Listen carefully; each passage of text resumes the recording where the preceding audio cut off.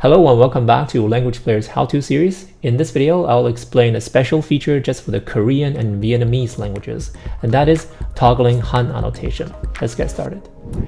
First, let's go to the language switcher on the top right corner, and let's pick Korean. And now let's, for example, play a video. Let's look at the first line. For example, here, some Korean words are actually derived from Chinese, and they actually represent Chinese characters.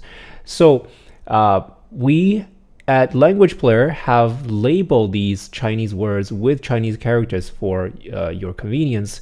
For example, if you're either Chinese or if you're familiar with the Chinese language, learning Korean and have the Chinese characters labeled next to it can be beneficial. But if you don't like it, if you don't like this feature, for example, unmarked having the Chinese characters 音乐 next to it, if you don't like that, you can go to the settings either here or here. I'll use the setting gear on the top right corner, and we'll turn off this option right here, show hanja. We turn it off, and now we don't see that anymore. If you like to turn it back on, let's turn it back on.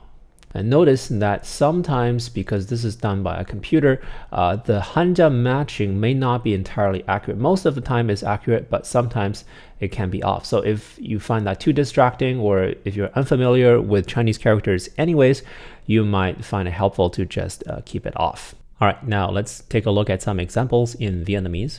For example, let's click on this video.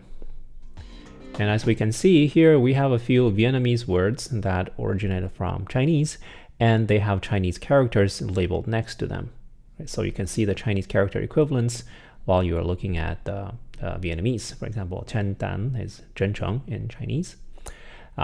If you don't like this feature, if you think that looking at Chinese characters is too distracting, you can again go to this gear icon and then turn off Show Hantu right here, so you don't see Chinese characters anymore.